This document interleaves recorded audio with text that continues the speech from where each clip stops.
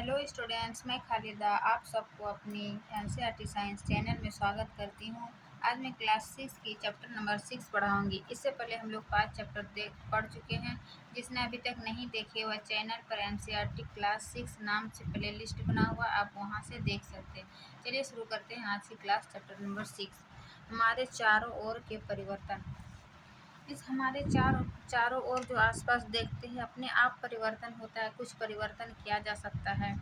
जैसे कि खेतों में फसल समयानुसार बदलती है, फसल होते हुए देखते हैं कि समय के अनुसार बदलता है, पत्तियां रंग बदलती है और सूख कर पेड़ों से गिर जाती है।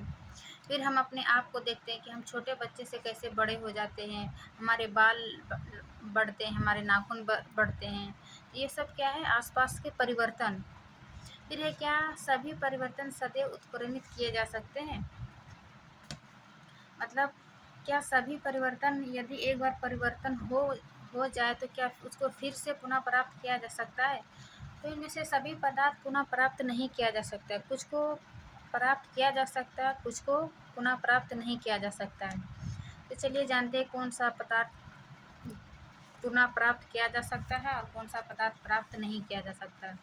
तो इसको उत्क्रमित परिवर्तन या उत्क्रमित अपरिवर्तन कह सकते हैं। जैसे उत्क्रमित परिवर्तन में आया कि ऐसे परिवर्तन जिसको पुनः अवस्था में लाया जा सकता है। जैसे यहाँ एग्जाम्पल दिया है, गुथा हुआ आटा को उसको लोई से रोटी बनाए, फिर रोटी को आटा का लोई बनाया जा सकता है।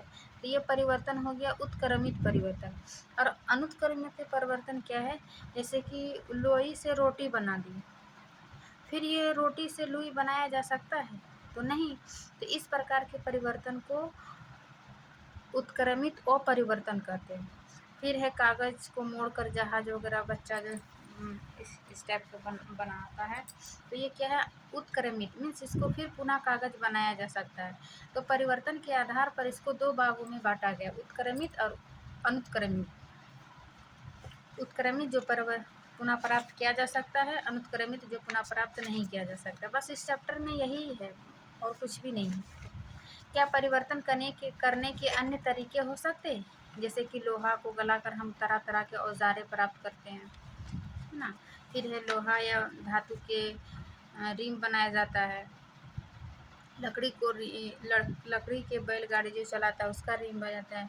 मीन्स एक पदार्थ को दूसरे पदार्थ में कुछ भी बनाकर चेंज करते हैं। जैसे लकड़ी का टेबल, कुर्सी सब बनता है ना, तो ये क्या हुआ, परिवर्तन कर दिए। फिर है मोमबत्ती का जलना। जब मोमबत्ती का जलता है तो क्या बोलते हैं उसको, ये भी उत्क्रमित हो गया। मतलब जलने के बाद फिर ये मोमबत्ती गल के फिर यही मोमबत्ती जमा हो जाता है, मोम, और फिर इसको मोमबत्ती बनाया जा सकता है। तो ये हो गया उत्क्रमित परिवर्तन। इस चैप्टर में वही सब दिया है, पर कुछ परिवर्तन को उत्क्रमित किया जा सकता था, कुछ को नहीं किया जा सकता है। पदार्थों को गर्म करके या किसी अन्य पदार्थ के साथ मिश्रित करके उन्हें परिवर्तन में लाया जा सकता है। पदार्थों को जब गर्म करते हैं तो उसको परिवर्तन में लाया जा सकता है। जैसे बर्फ को गर्म करेंगे तो पानी में चेंज हो जाएगा। तो कुछ अपने आप होता है। फिर इसका अभ्यास में भी कोई खास नहीं है, आप देख लीजिएगा। अब हम शॉर्ट नोट्स आपको दिखाते हैं, इससे आप लोग नोट्स बना के रख लीजिएगा। जैसे हमारे चारों ओर के परिवर्तन क्या है, हमारे चारों ओर बहुत से परिवर्तन अपने आप होते रहते हैं। जैसे खेतों में फसल समयानुसार बदलती रहती है, फिर पत्तियां रंग बदलती है, सूख कर पेड़ों से गिर जाती है, फूल खिलते हैं और फिर मुरझा जाते हैं। इस प्रकार के परिवर्तन क्या, पदार्थों को गर्म करके या किसी अन्य पदार्थ के साथ मिश्रित करके उनमें परिवर्तन लाया जा सकता है। उत्क्रमित जो बताया कि परिवर्तन को पुनः प्राप्त किया जा सकता है। उत्क्रमित परिवर्तन ऐसे परिवर्तन जिन्हें पुनः अवस्था में लाया जा सकता है। वो एग्जाम्पल, आटा से लोई, फिर लोई से रोटी बनती है, इसे पुनः लोई में परिवर्तन किया जा सकता है। फिर उत्क्रमित अपरिवर्तन जिसको प्राप्त नहीं किया जा सकता। फिर प्रसार है। प्रसार क्या है कि जब कोई वस्तु को गर्म करने पर फैलता है या पिघलने लगता है तो उसे क्या कहते हैं, प्रसार करते हैं।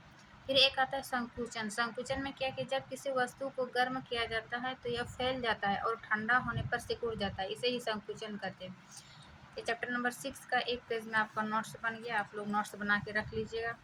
फिर है आवर्ती परिवर्तन, अनावर्ती परिवर्तन, गलन, किसी वस्तु का किसी निश्चित तापमान पर द्रव अवस्था में परिवर्तन होना गलन कहलाता है। वाष्पन, जल को उसके वाष्प में परिवर्तन होने की प्रक्रिया को वाष्पन कहते हैं।